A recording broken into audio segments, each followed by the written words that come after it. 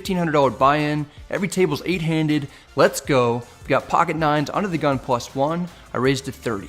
The player on my left calls. The hijack 3-bets to 120. He has lots of players to act behind him, and I open from early position, so he has no real reason to be 3-betting light.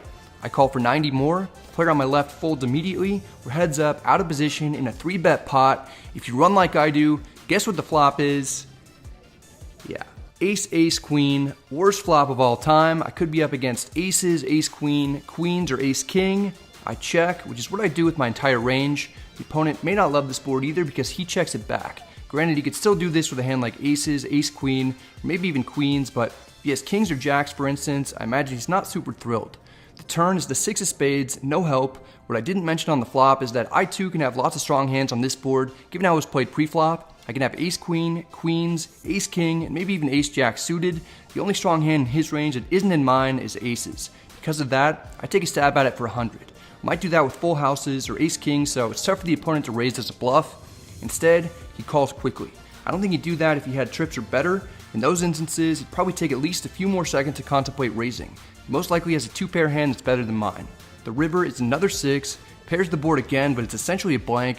I don't think that I can win this at showdown. I don't think the player can call a big bet either. A lot of the time, I don't have the heart to fire bluffs on multiple streets. That isn't the case here. I put the opponent to the test, betting 400. It's difficult not to be nervous in spots like this. There's still some chance that I could be up against a monster, some chance I can get called relatively light. Time's going by slowly, till the player eventually folds. Looks like my read on the situation was correct. The hijack certainly wasn't holding an ace. Turns out that the flop wasn't nearly as bad as I initially thought. We win a nice pot right away. Quite some time goes by before we're dealt queen 7 offsuit in the small blind. Player in middle position limps in. He seems like the kind of player you want to play pots against. I call for 5 more. The big blind checks. 3 of us are entering the Thunderdome. The dealer puts out king 7-4 all hearts. We have middle pair and the second nut flush draw.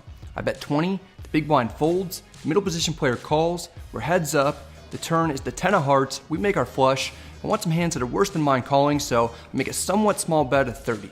The opponent is having none of it. He gathers some chips and raises to 80. If he's raising for value, then he has me beat. I can't imagine that he'd be doing this with a jack of hearts or worse and would want to call. It's a weird spot to be bluffing too, since I can easily have the nuts. I'm an idiot and I can't get away from it. I call for 50 more in the unlikely scenario that I'm good. People just always have it though. The river is the 9 of diamonds. It doesn't change anything. I check, expecting to face a big bet. The player surprisingly snap checks back. I'm excited to turn over the cards because I know that I've got the winner. I have absolutely no clue what the other guy raised me with on the turn. It's not a large pot, but I'm showing it because it gives some background on this opponent for the next hand when I've got pocket queens in middle position and I raised to 30.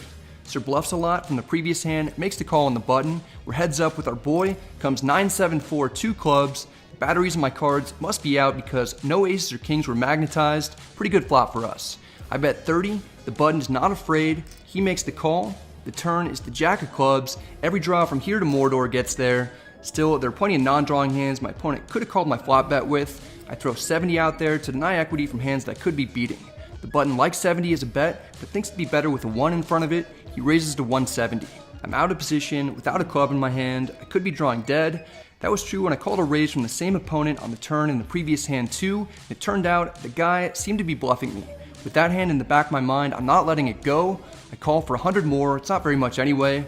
The river is the king of spades. I no longer have an overpair. I check back would be great. That's not what we get. The button slides in a bet of 200. This is annoying. Against anyone else at the table, I'd mostly fold. This guy in particular appears to be off the rocker.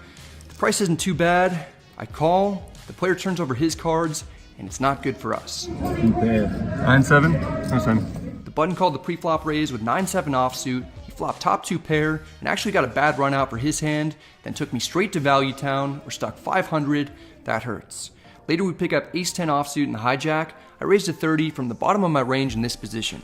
The cutoff calls. The big blind calls. We go 3 ways to the flop. It's jack 7 deuce with 2 spades. We have 1 over and some backdoor draws. The big blind checks. Generally, I don't like the idea of c-bet bluffing in multi-way pots, but the board is pretty dry aside from the flush draw, and I have the ace of spades. There are also a ton of cards that'll help my hand, including any spade, ace, king, queen, 9, or 8. There's also a chance that I have the best hand right now as it is. It can protect my equity.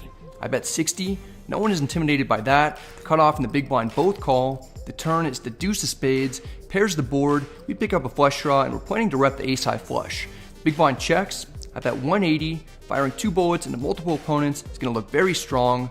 The cutoff isn't phased, he calls, the big blind at least gets out of the way, it's heads up, I'm going to be betting big no matter what. Never mind. The river is another jack. I'm not sure what story I'd be telling if I bet again here. I have to shut down, I check. The cutoff has actually showed a lot of strength by calling on the flop and turn, especially with someone left to act behind him. He'd certainly have a jack. He bets 460. Can't think of a hand that I could be beating. I have to fold. We've gotten some interesting turn cards that have given us a lot of equity, but we haven't been able to connect on the river. I have to add on, I'm in for 3,100 total, so I'm down 1,600 on the session before being dealt pocket jiggities on the button. Hopefully they can come to the rescue for me.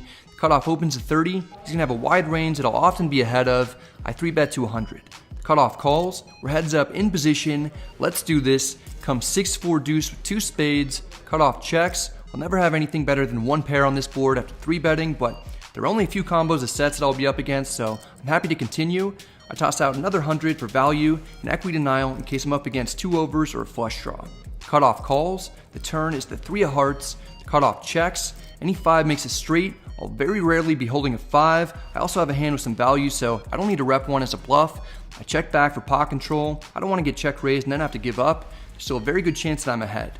The river is the 4 of spades. The flush draw gets there. Luckily, the opponent checks. Probably wouldn't do that with a full house, flush, or a straight after I check back the turn. If he had a better pocket pair than me, then he would have 4-bet pre-flop. His most likely hand is probably some kind of medium pocket pair or ace high. Even though it's kind of scary to bet on this board, I think that I can extract value from something like 7s, 8s, 9s, or 10s. I can potentially get called even lighter. I bet 200, might be a bit ambitious. The player's mulling over his options. He finally puts in calling chips. I happily turn over my cards expecting to win. Then we see something that we don't like to see. The player reaches for his cards to turn him over. He's only required to show if he has the winner, but he shows 10s for the vlog. We have him notched for the victory. It's a few hours into the session and not much has gone our way, so this is a helpful confidence booster that gets us back on the right track. Not too long after, I'm dealt 8-7 of hearts under the gun. In tough games, I may fold from this position. Right now, the game's actually pretty good. I want to get involved as much as possible in somewhat reasonable situations. I raised to 30. If I can make a big hand, I'm going to get paid. Unfortunately, I just haven't made any big hands this session. The hijack calls. The big blind defends. We're going 3 ways to the flop. It's queen 6-4 rainbow. We have a gutter and a backdoor flush draw. The big blind checks. This is a board that probably won't connect too well with a lot of hands that my opponents could have. I bet 50 as a semi-bluff. That doesn't get anyone out. The hijack and big blind both call. I slip a note to the dealer indicating that I'd like to use my 1 time here. He puts out the 5 of hearts on the turn. We finally make a big hidden hand today. We have 2 opponents. The big blind checks. This is a board that isn't typically great for the under the gun pre-flop raiser. For the same reason that I like to bluff when I'm weak on boards that usually would be good for my range. I don't like slow playing monsters when it seems unlikely that I'll actually have a strong hand. I bet 160. The hijack calls. He's an older gentleman, doesn't look like the type to concede easily against younger players like myself. The big blind folds. We're heads up. The river is another 5. It pairs the board. We no longer have the nuts. Still, there's no compelling evidence that would lead us to believe that we're beat. Since we didn't get raised on the flop or turn, the opponent probably has a queen. What's the maximum that I can get from this particular player? I said I want to bet a 440. The hijack gets a count. He doesn't like the situation at all. It looks like he might just fold. I'm afraid that I might have bet too much. Almost a full minute goes by, then the player finally calls. I turn over the straight. That's going to win it. Takes a couple seconds for the opponent, but he finally realizes what he's up against before tossing his cards into the muck. He wasn't expecting to be beat that way. My hand is shaking because I'm pretty pumped to finally win a large pot today after not being in many good situations up to this point.